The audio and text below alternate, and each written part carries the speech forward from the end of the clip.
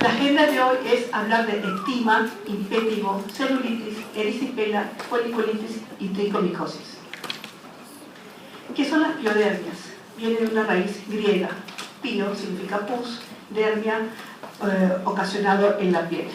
Los principales agentes etiológicos en estas piodermias son los estafilococos aureus y los estreptococos.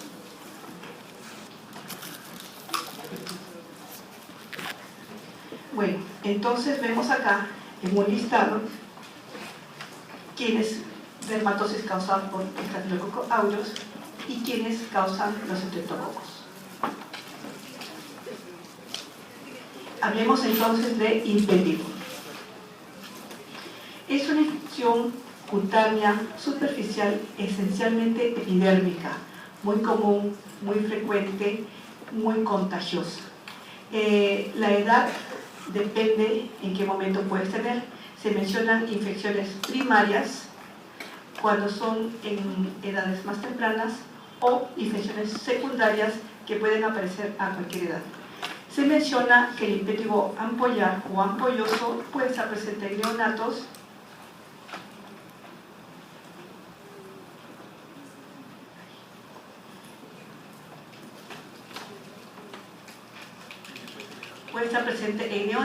o inclusive menores de 5 años. La etiología que hemos mencionado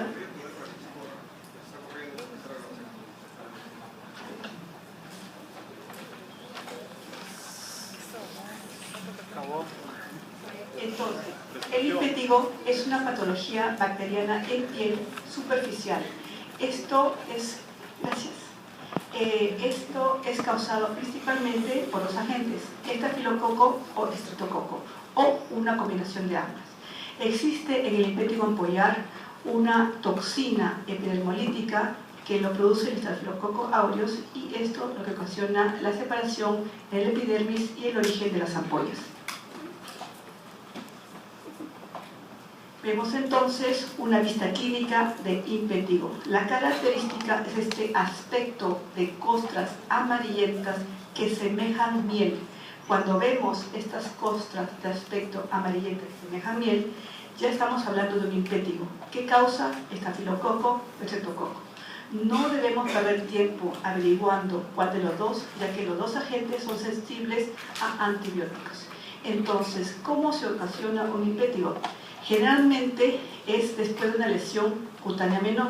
Esta puede ser una picadura de insecto, dentro de un rascado, de una atopía o cualquier otra dermatitis en el cual ocasiona escoriación, rascado y por lo tanto se comporta como una puerta de entrada.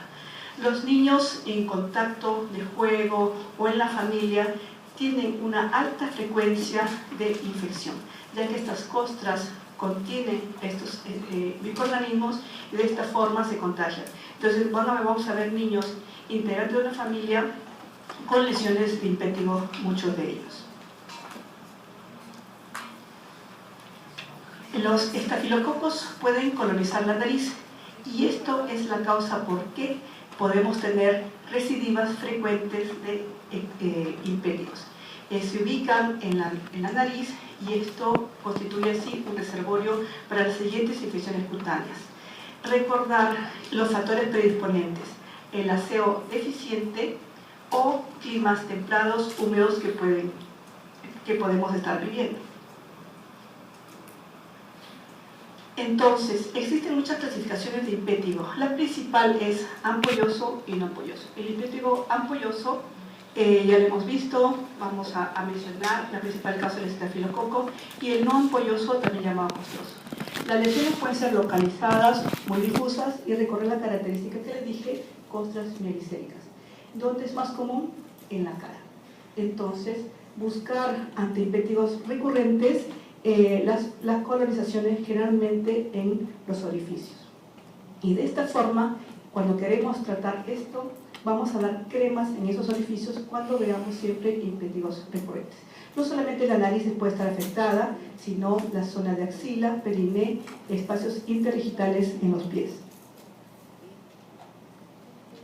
Otra vista clínica, recordar este aspecto amarillento color miel, lo que ocasiona el término costra mielicérica, sinónimo de impétigo, sinónimo de bacterias, por lo tanto tratamiento antibacterianos. Entonces vemos casi siempre cerca de los orificios, nariz, boca, que es lo frecuente. Otra vista clínica de un impétigo costroso, no ampolloso, siempre costras amarillas cercanas a orificios. Pueden empezar como vesículas o pústulas. Estas se rompen y van a dejar una base eritematosa. Conforme aumentan estas lesiones, se forma una base escamosa y estas costras pueden estar adheridas y la característica es que estoy repitiendo amarillo-verde. Estas lesiones se pueden extender en sentido radial, en sentido centrífugo y puede también aparecer lesiones satélites de donde van a extenderse más lesiones. Otra vista clínica, vemos entonces, la mayoría de ejemplos son niños escolares, una lesión única, la característica color de la costra y siempre la cercanía a orificios. De igual forma, acá recién se están formando las costras, acá ya hay algo de color amarillo y vemos entonces también el área de nariz. Pensar que estos niños muy probablemente han tenido antes una afección respiratoria. Se menciona que todo lo que es secreciones nasales o oculares pueden contagiarse y contaminarse con estafilococo y por lo tanto el siguiente paso es que el paciente presente un impétigo. Entonces, hemos visto el impétigo no ampolloso, que es el costroso, y ahora vemos el impétigo ampolloso. Las ampollas son de techo fino, significa que se rompe fácilmente. En el impétigo costroso hay vesículas, en el ampolloso las lesiones son más grandes y por lo tanto son ampollas. Estas ampollas se colapsan, se rompen y vamos a ver una costra fina, central, plana y también color miel. Las lesiones pueden aumentar, pueden confluir y cuando uno examina un impétigo ampolloso vamos a ver lesiones en diferentes fases de evolución, en ampollas, en costras, en confluencias. La toxina epidermolítica es el que produce esta lesión y esto lo vamos a ver en el sitio de infección, la mayoría por estafilococo. Esto va a causar la separación de la piel a nivel intraepidérmica, por eso que es una lesión, una ampolla flácida.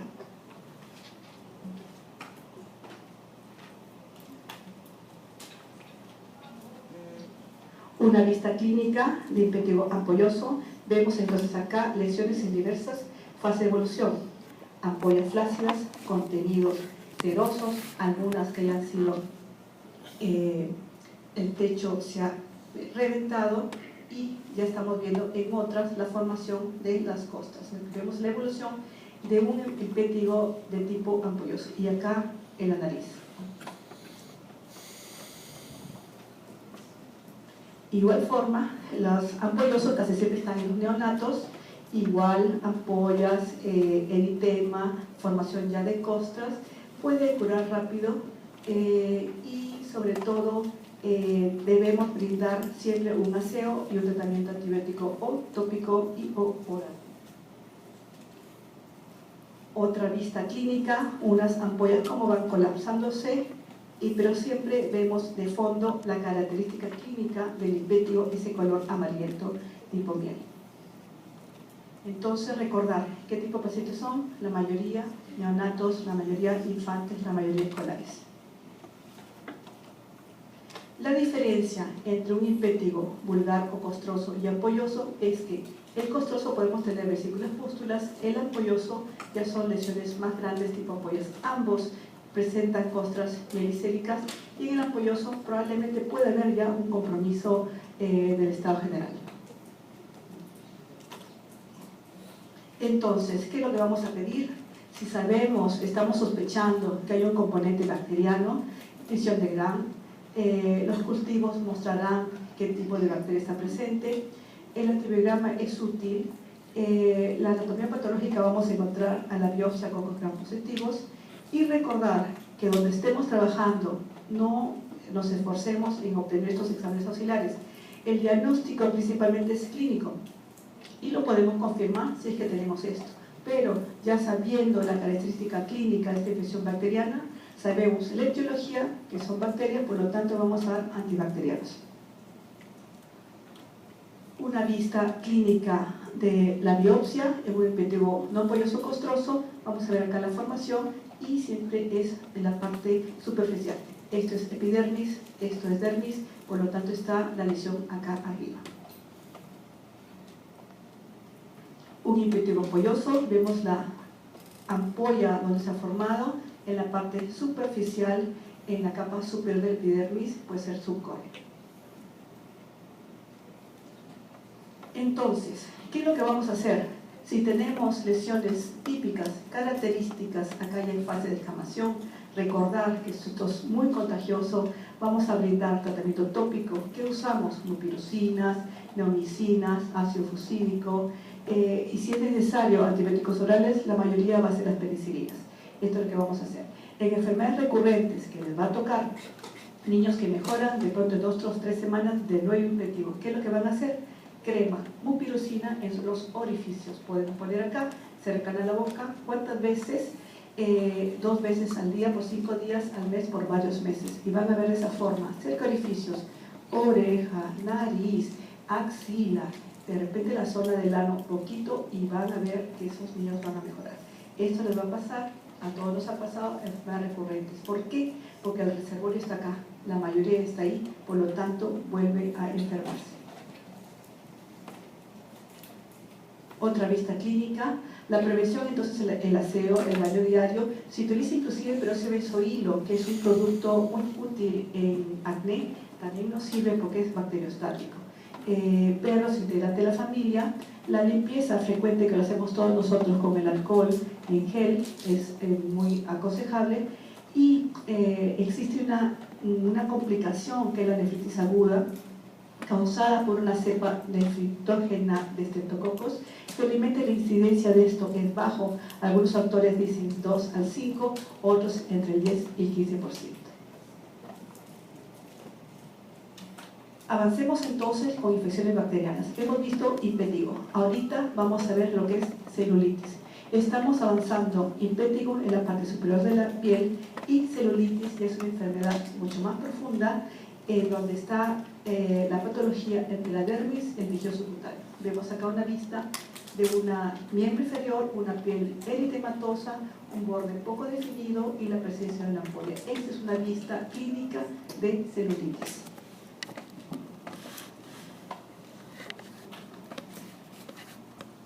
Entonces, constituye la infección de la dermis, el tejido subcutáneo. ¿Qué es lo que va a presentar el paciente? Fiebre, eritema, edema, dolor. ¿Quiénes son los individuos más susceptibles? Aquellos que pueden tener diabetes, cirrosis, insuficiencia renal, desnutrición o infecciones por virus. Esta es la población más susceptible. Pero aquellos que tienen riesgo aumentado también de tener celulitis son los individuos con cáncer que reciben quimioterapia o adictos a drogas y las personas alcohólicas. Vemos entonces que esta infección bacteriana de la dermis y el tejido subcutáneo tiene características clínicas y tiene poblaciones susceptibles. ¿Quién lo causa? Igual, casi las mismas bacterias, estreptococo, estafilococo, principalmente, frecuentemente. ¿Quiénes más lo pueden causar? Los gérmenes menos comunes, Enciphilotrix, Aeromonas, especie de Vibrio, Pausterella. Y depende de qué actividad realiza la persona. De repente manipuladores de pescado, nadan en agua dulce, nadan en agua salada, mordeduras, arañazos de animales, inclusive mordeduras de seres humanos. La clasificación va a depender mucho de secundario a qué es. Considerando que hemos visto la población de riesgo y que pueden haber tenido esas personas, de repente heridas, de repente traumatismo o lesiones cutáneas preexistentes.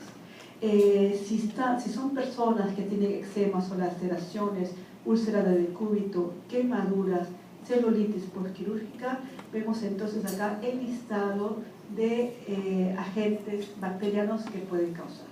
Entonces la clasificación va a depender mucho del antecedente y los factores a los cuales ha sido expuesto este paciente. Entonces, la fisiopatología, siempre es importante que exista una lesión preexistente. Es lo que consideramos la puerta de entrada para este organismo microinfeccioso pueda causar este tipo de celulitis. Existe entonces, esta patología la vamos a encontrar típicamente cerca a heridas quirúrgicas, lugares de traumatismo, picaduras, quemaduras, abrasiones, desalaciones, úlceras. Entonces, la puerta de entrada va a ocasionar que ingrese este organismo y ahí va a manifestarse esta celulitis. Recordar que muchas veces los miembros inferiores son los más afectados, por lo tanto tenemos que examinar de arriba abajo. ¿Qué es lo más frecuente en la población? Las micosis superficiales, en este caso el pie de atleta. Es un proceso que predispone mucho a que los pacientes tengan celulitis. Ustedes ven una pierna con lesiones de celulitis, saquen medias, saquen zapatos, vean, examinen entre dedos, sobre todo entre cuarto y quinto dedo de pies, y van a encontrar muy probablemente fisuras, heridas, escoriaciones. Eso fue la puerta de entrada. Los episodios recurrentes también, no solamente a base de estas micosis, que es lo más frecuente, sino también hay que ver si es que el paciente tiene alguna dermatitis crónica de éstasis, alguna alteración anatómica o algo que comprometa la circulación venosa o linfática. Es frecuente también ver no solamente tinea pedis que ocasionan celulitis o personas que tienen varices, por lo tanto el rascado, la mala circulación va a hacer que esta piel esté predispuesta a que tenga estas lesiones de celulitis. En cuanto a las manifestaciones, si tenemos una lesión muy erytematosa, va a tener dolor, va a tener hipersensibilidad, vamos a examinar y a encontrar una placa expansiva roja, y la característica principal de la celulitis, principalmente el borde indefinido. ¿Y por qué lo resalto en negrita? Porque es la característica y que lo diferencia de la erisipela, que puede ser pregunta de examen. Entonces, si tenemos un borde indefinido, una área roja de mucho dolor, hipersensible, que de repente en la palpación aumentamos el dolor y ya estamos haciendo un diagnóstico de celulitis. ¿Cómo puede empezar? No solamente eritema, también podemos encontrar vesículas, ampollas, hemorragias o algo más avanzado, necrosis o abscesos. A las adenopatías regionales pueden estar presentes. Entonces, ¿nos vamos a guiar por la clínica? Sí. ¿Podemos pedir exámenes auxiliares? Sí, depende de donde estemos trabajando. Si estamos en un hospital que lo brinda todo o estamos haciendo nuestro serum en un área de mucha austeridad. Entonces, ¿qué podemos pedir? Vamos a ver un hemograma, una leucocitosis, pues es leve y moderada. Los cultivos se aconsejan que sean tomados de las muestras de la lesión. Muchas bacterias pueden causar celulitis, no solamente las que hemos mencionado. Recordad entonces, igual que muchas manifestaciones bacterianas de las dermatosis infecciosas, los diagnósticos son clínicos, suelen ser suficientes para orientar a que estamos frente a una celulitis. El tratamiento, si estamos frente a un estreptococo o estafilococo, siempre la penicilina viene a ser el elemento principal en la terapia. Depende de la gravedad, se va a optar por vía oral o parenteral. ¿En qué consiste la prevención? Recordar los agentes predisponentes, los factores predisponentes, la mayoría son en las extremidades, también podemos presentar en la cara, observar, buscar una solución de continuidad, ver si el paciente tiene estos factores predisponentes, linfedema, diabetes, alteración de la inmunidad, y esto va a ser entonces hacernos sospechar de la celulitis. Los criterios de transferencia dependen también de la gravedad, y si tratamiento puede poner en peligro la vida del paciente. Entonces, palabras, ahora vistas clínicas, celulitis, vemos entonces la mayoría en miembro inferior. Acá eritema ya se está escapando, muy probable la puerta de entrada ha sido una tinea pedis. Vemos acá una vista clínica más intensa, eritema, edema, tumefacción, formación de ampollas. Y acá yo daría ya tratamiento parenteral, no le daría vía oral, le daría muchas veces ampollas. Otra vista clínica de celulitis, recordar que el eritema siempre es el borde difuso, porque esa es una patología más profunda, a diferencia de la erisipela. Vemos eritema, ampollas, secreción piloserosa, mielicérica, vemos acá fisuras, un proceso inflamatorio muy intenso. La celulitis entonces, miembro inferior, sí, la mayoría, pero podemos también tenerla en cara.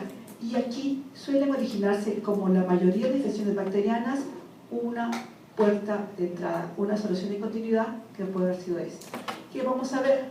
Eritema, edema, si lo tocamos va a estar caliente, ocasionalmente se forman vesículos ampollas y el paciente puede estar con fiebre y ocasionado por esta infección bacteriana.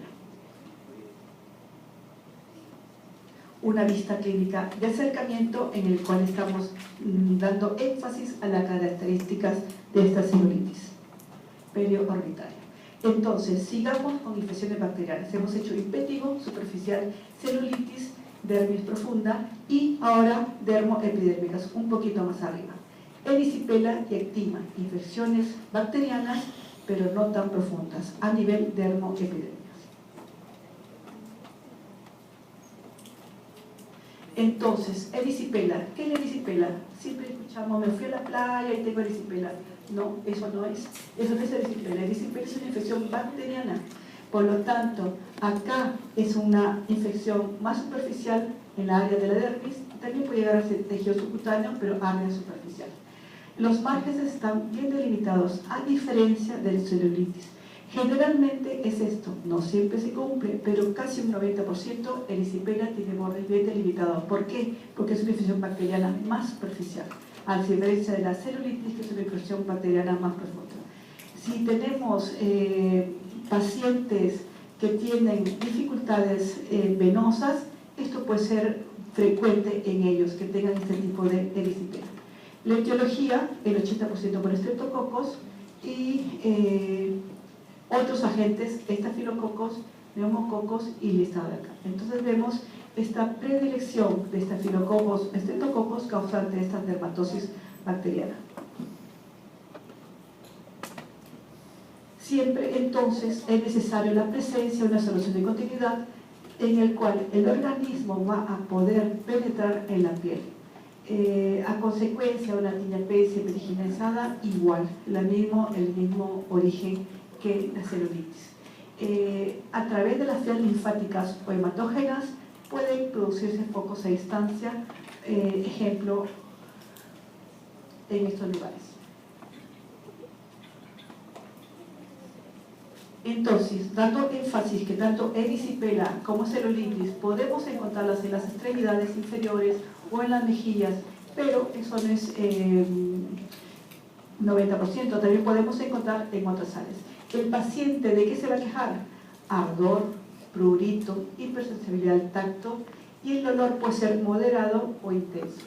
Cuando nosotros examinamos área de erisipela, vamos a encontrar manchas, máculas rojas, pueden ser únicas, pueden ser múltiples en la zona afectada y de borde definido, dolorosas y firmes.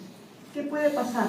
Rápidamente la lesión aumenta en tamaño, se pueden formar áreas más brillantes, más eritematosas, más tensas y siempre el calor al tacto bien marcadas. Vamos a ver entonces, estas son las características clínicas de una lesión típica de erisipela. El color de eritema puede convertirse a más oscuro y pueden aparecer vesículas en el borde de avance de esta lesión. No solamente vesículas, también podemos encontrar ampollas o ulceraciones. Las lesiones evolucionan aproximadamente en 10 a 12 días. Después vamos a ver una descamación fina en esta área eritematosa. ¿Que puede haber mal estado general? Sí. El paciente puede quejarse de fiebre, cansancio, cefaleas y también pueden estar presentes adenopatías regionales. Recordar que en este tipo de pacientes la alteración del drenaje linfático puede ocasionar episodios repetidos de erisipela. Igual, exámenes auxiliares son los mismos casi en todas las patologías bacterianas. Ver los cultivos tomados de la puerta de entrada, hemocultivos, recuento de leucocitos, velocidad de sedimentación. El diagnóstico, igual que las otras lesiones bacterianas, principalmente se basa en los datos clínicos. La identificación del microorganismo es difícil muchas veces, pero ya sospechar que estamos frente a una patología bacteriana con el cual vamos a dar antibióticos.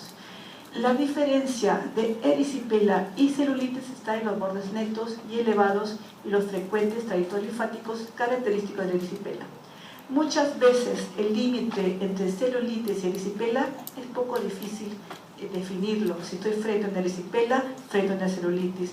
Y muchos autores, muchos libros dicen que es lo mismo en diferente grado de agudez o de afectación, que es una erisipela que se convierte en celulitis, así opinan muchos autores, pero nos guiamos de otras clasificaciones: erisipela, infección bacteriana de bordes definidos; celulitis, infección bacteriana más profunda de bordes netos, bordes difusos.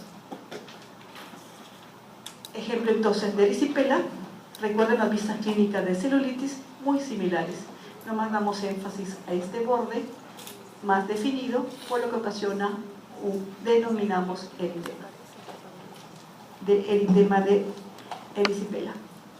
Otra vista clínica, igual, los bordes definidos, no solamente la tronco inferior, sino cara. Igual vemos formación de vesículas, ampollas, y acá yo lo diría borde definido. ¿Qué opinan ustedes? Borde definido, borde no definido, considerando que erisipela es borde definido y celulitis no. Entonces, con esta vista clínica damos paso a lo que opinan muchos autores. Puede ser erisipela y después se convierte en celulitis. No siempre se cumple lo de los bordes. En la mayoría sí, pero no siempre. En la vista de histopatología, en el cual vamos a ver linfocitos y pocos eosinófilos. Y vemos un caso de erisipela en cara. Edema, inflamación, eritema intenso, deformación. Tratamiento: penicilina, como la mayoría de tratamiento de infecciones bacterianas. Alternativas ante pacientes que pueden tener alergia a este grupo de antibióticos, podemos brindar acitromicina, claritromicina. ¿Qué es lo que aconsejamos? No solamente la terapéutica antibiótica, sino la elevación del mismo efecto. Antibióticos como profilaxis en los pacientes con alta tasa de recurrencia, sí se puede emplear. ¿Qué puede pasar en complicaciones si es que tenemos un paciente con erisipela? Los vasos linfáticos que al fibrosarse alteran su drenaje pueden originar estados elefantiásicos. Entonces esto puede pasar. Ahora, que en una erisipela tenga formación de abscesos, sí. La linfagitis también. Que erisipela se convierta en celulitis también. Que sea algo, una infección bacteriana más severa y mayor, septicemia también. Entonces, ¿en qué momento vamos a referir al paciente? Depende de la gravedad y la progresión de la misma. Y para brindarle, sobre todo, terapia intravenosa. Entonces continuamos con ectima. ¿Qué es el ectima? ¿Quién de nosotros no ha tenido alguna herida alguna vez? La mayoría hemos tenido heridas. Entonces, eso viene a ser el ectima. Es un proceso bacteriano violento y más profundo, que es una infección de la piel por gérmenes piógenos. ¿Quiénes pueden tener ectima? Todos podemos tenerlo, pero de repente los que pueden tener caídas, desnutridos, alcohólicos, caquéticos. Es una infección exentocócica. ¿A qué nivel? Dermoepidérmico, o sea, un poquito superior. En la fisiopatología, igual, se forman previo un estado erisipelatoso, o sea, vamos a hacer áreas eritematosas. El eritema y el edema pueden ser más intensos y esto evoluciona a alteraciones de saca bucal.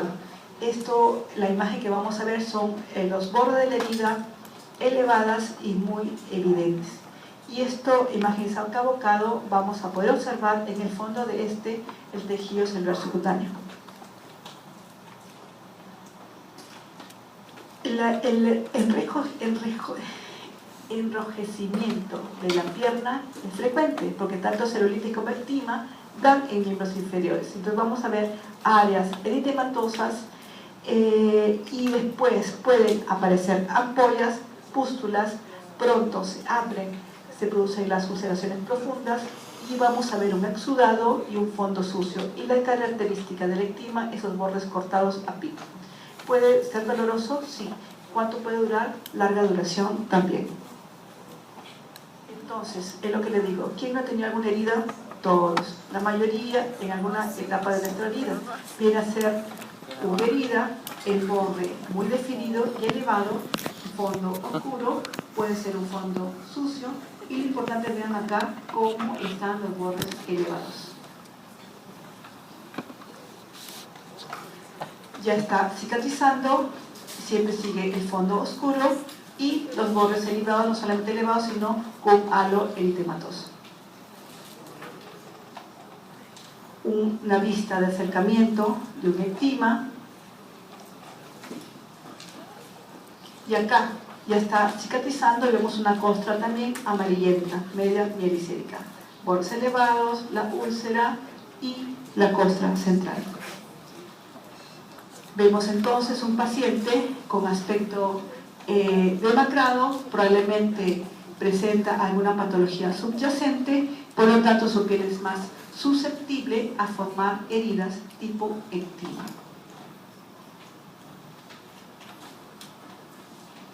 No solamente puede ser extremidades, vemos dónde se ha formado un ectima.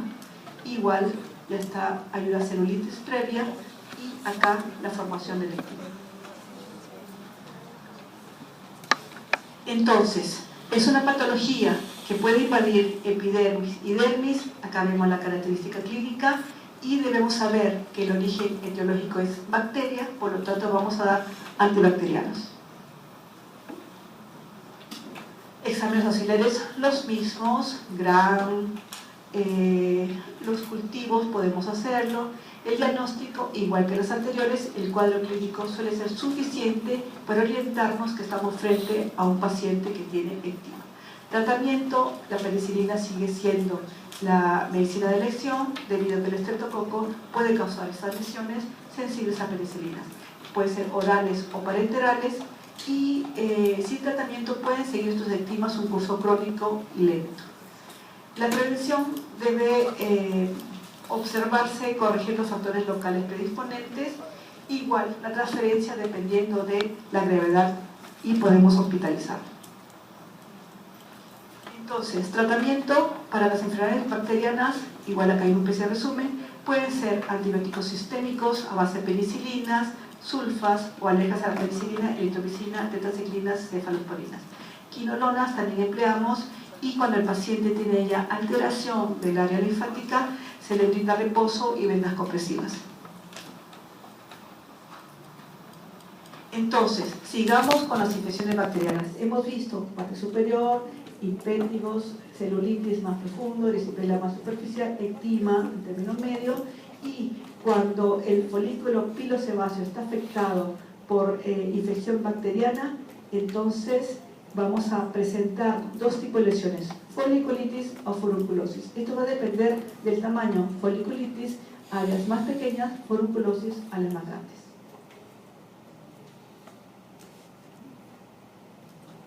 Foliculitis, entonces, cuando el folículo pilosebáceo está afectado, y recordar que los folículos pilosos están en toda la superficie de la piel, por lo tanto, en la epidemiología todos estamos susceptibles a toda edad de tener una foliculitis. La causa, estafilococo es el principal. Los folículos entonces, ¿dónde van a estar abundantes? En la piel cabelluda, la zona de la barba, bigote, axila, pubis.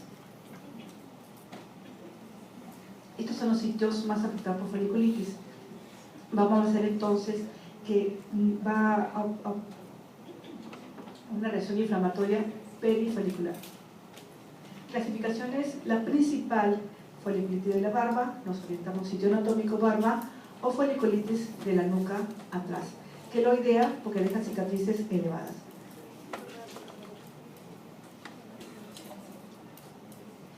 Las manifestaciones clínicas, entonces, si estamos hablando de foliculitis, vamos a ver pequeñas pústulas, o sea, lesiones que contienen pus. Estas pústulas pueden medir unos milímetros y van a estar presentes a nivel de cada folículo.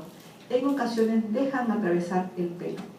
¿De qué color? Igual, recordar estas características etiológicas, coloración amarillenta. Pueden abrirse con rapidez y uno va a observar la gota de pus que puede estar presente dentro de estas pústulas. Al secarse va a formar esta costra mielicérica típica. ¿Puede picar? No. ¿Puede oler? Muy poco. A diferencia del impétigo que sí pica. Entonces, ¿las lesiones pueden extenderse rápidamente? Sí. Mientras uno va curando, otras nuevas aparecen y la mayoría de foliculitis no dejan cicatriz. Vemos entonces lesiones pequeñas, pústulas, contenido purulento, o pueden ser numerosas o pueden ser aisladas. Patología entonces bacteriana que ataca el folículo pilosebáceo. Vemos acá pápulas, pústulas. Una pústula aislada, halo eritematoso y contenido purulento. No tanto aislada, que se está formando otra. Vemos entonces foliculitis de la barba, frecuente, muy incómodo. El caballero, no solamente barba, también bigote, va a tener mucha incomodidad a hacer el rasurado. Más ejemplos clínicos de foliculitis. Acá hay una escoriada. Es un término que empleamos, escoriada, porque somos médicos, no decimos reventada, sino escoriada. Tenemos que diferenciarnos. Igual, una vista clínica, una clínica de histopatología en el cual vemos el contenido purulento de esta lesión del folículo pilosebáceo. Vemos acá el pelo. Entonces, si lo queremos clasificar y nos orientamos, es fácil. Foliculitis de la barba, ¿dónde está presente? Barba y mentón. Foliculitis de la nuca, atrás. ¿Por qué queloidea? Porque tiene estas formaciones elevadas más evidentes. Queloidea de la nuca también le llaman anequiloideo. Entonces, foliculitis de la barba, frecuente en el sitio de la barba, crónico, recidivante, molesta, numerosas lesiones que aglutinan el pelo, y estas lesiones son rebeldes de tratamiento. Uno da medicinas, pero el varón se afeita todos los días. Difícil de ayudar. Mejora, pero regresa. Entonces, y acá un ejemplo clínico de una foliculitis queloidea de la nuca. Estas lesiones desarrollan con el tiempo cicatrices elevadas. Inicialmente han sido pústulas, pero crecen en número, después coalescen y terminan formando estas cicatrices de aspecto queloideo. Si siguen creciendo, va a haber siempre dolor y va a haber deformación del área afectada. A menudo el pelo sale a este nivel en forma de mechones. Tiene muchos nombres este aspecto, el aspecto de cerdas de un cepillo. Entonces vemos acá un acercamiento, áreas elevadas donde ya están formando cicatrices residuales post-inflamación del folículo pilosebáceo. Un acercamiento a lo que le llaman el signo de la muñeca. ¿Cómo es el pelo de la muñeca? No es bien ordenadito, así queda. Cuando vemos áreas cicatrizales, vemos mechones que salen de un área que semejan al pelo de la muñeca. Tratamiento igual.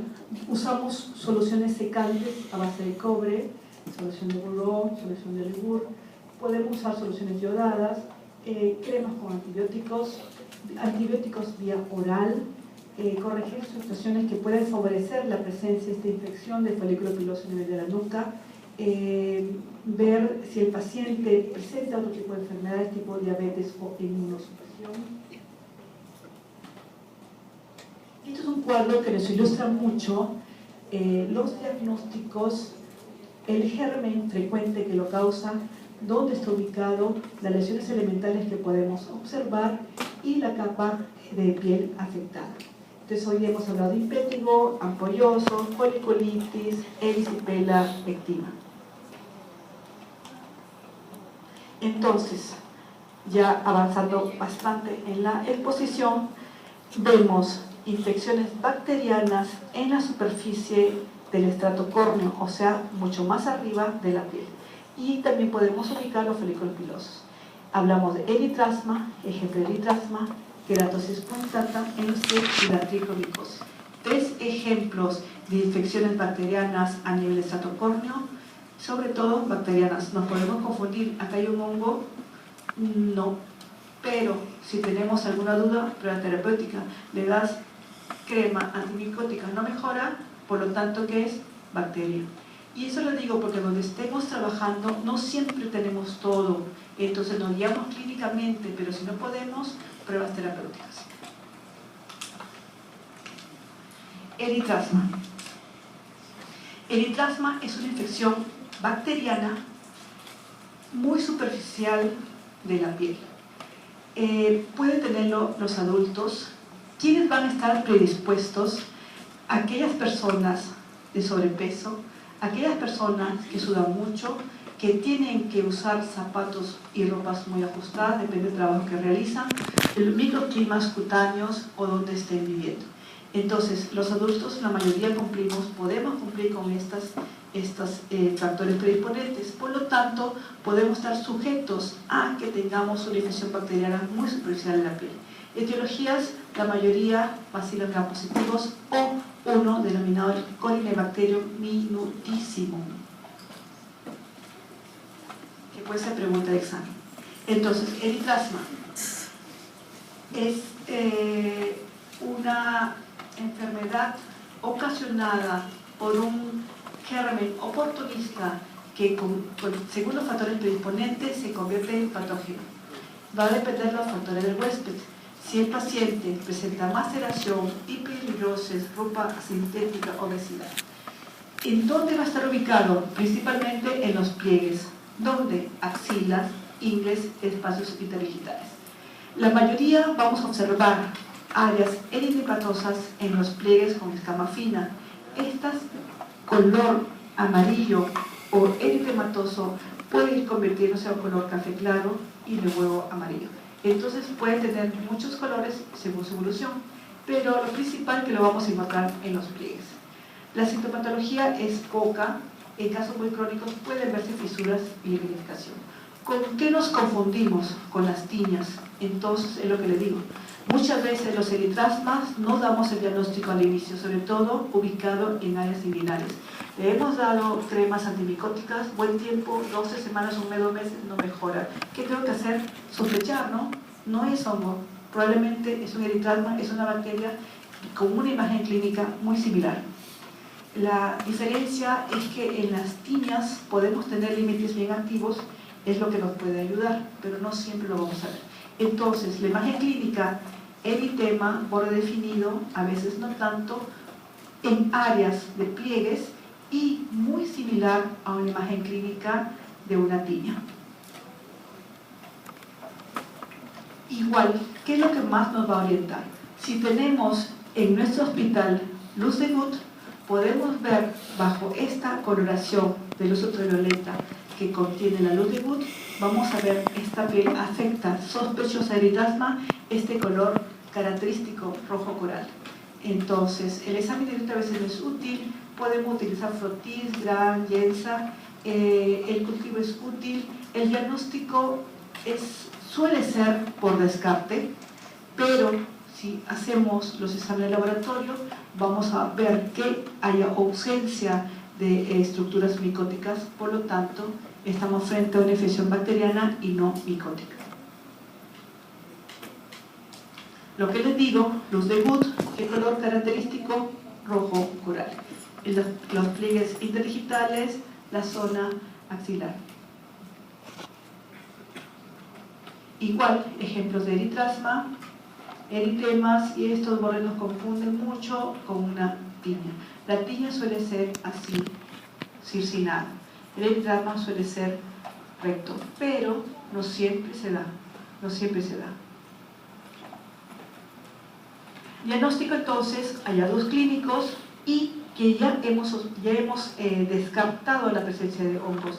Si tenemos luz de Gutt y sale el aspecto rojo coral, estamos frente a un eritrazma. ¿Qué le vamos a dar? Si es bacteria, ¿qué le vamos a dar? Principalmente eritromicina, es muy típico en estos casos, tetraciclina, clorafenicol. Tratamiento tópico, sí, podemos dar ungüentos de ácido fucídico, mupirocina, peróxido de benzoilo también se utiliza, eritromicina, clindamicina tópica también. Entonces hay que evitar las recidivas y de esta forma también ver las causas predisponentes. Rara vez son infecciones graves, rara vez el Corynebacterium minuticinum puede causar infecciones graves. Entonces, pasando ya al último tema, infección bacteriana del pelo. Acá vemos, ¿qué vemos? ¿Qué nos llama la atención? ¿Vemos un pelo libre o la impresión que este pelo está recubierto de algo? Recubierto de algo, ¿no? Entonces eso se denomina tricomicosis axilar, en este caso la axila. ¿En qué consiste la tricomicosis? Por si acaso no es un hongo, tricomicosis. El pelo está afectado por bacterias y estas bacterias van a formar nódulos o concreciones que crecen alrededor del pelo.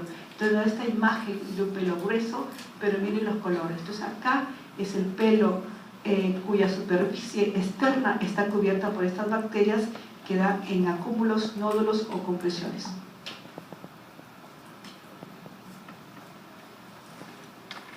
Entonces, tricomicosis o tricobacteriosis es una infección bacteriana relativamente frecuente. ¿Dónde puede estar? Donde hay vello. ¿Dónde hay vello? En la axila, en el pubis ocasionalmente.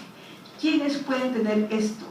Aquellas personas con higiene muy deficiente, hombres, mujeres, que pueden vivir en ambientes húmedos o climas cálidos, sobre todo la higiene muy deficiente. ¿Quién lo produce? Bacterias, también después de los Corynebacterium sp. La característica que hay incremento de bacterias y esto van a adherirse al pelo a través de una sustancia cementosa. Este microorganismo extrafolicular, o sea, está rodeando el pelo, rodea la cutícula, no ingresa a la corteza, solo se encuentra adherido a su superficie. La característica es adolescentes, jóvenes, niños, no existe referencia en raza, pero hay una característica de deficiencia de higiene. Si tiene deficiencia de higiene, va a tener ¿qué? ¿Olor agradable o desagradable? Desagradable. Muy desagradable, ¿no? Entonces, que suda mucho, que puede picar poco, suda y mancha la ropa. Entonces, estas personas pueden tener afectado el vello axilar, el vello púbico, escrotal, interglúteo, casos excepcionales, pestañas, cejas, incluido el cabello.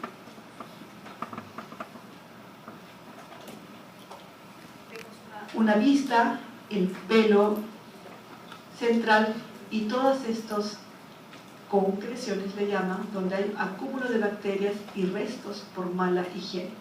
Y vemos entonces en la luz de Wood y acá un cultivo, como vemos la presencia de estos bacilos. Otra vista, este es el pelo y esto los restos de todo. Sustancia amarillenta que envuelve el pelo, pero sin invadir el córtex. Entonces, el paciente, cuando acude a nosotros, ¿cuál es la característica? Un olor intenso, desagradable, ya sé que tiene deficiencia de higiene o no tiene agua o algo pasó. Entonces, el olor es característico, las concreciones marrones amarillentas y la imagen con luz de Wood podemos ver esta fluorescencia amarillenta un poco débil. Y resaltar el olor característico. Igual, acá menciona un paciente que tenía estas lesiones, el pelo no característico, no liso y a la luz de Wood tenía positivo para tricomicosis axilar. Entonces, no solamente axila, sino también vemos acá un ejemplo de una niña de 9 años en el cual tiene lesiones en cuero cabelludo, luz de Wood y un acercamiento, y vemos acá imagen directa. Pueden ser niñas en abandono, hacinamiento o cómo se puede interpretar. La tricomicosis escrotal también, acuérdense que donde hay vello, donde hay pilosidad, puede estar afecto a estas bacterias que rodean el pelo. Tratamiento, ya estamos terminando, afectar los pelos afectados, lavar, aseo, alcohol y dar antibióticos tópicos. Entonces, esta es la fuente de información a la cual nos hemos referido y siempre agradeciéndole su atención.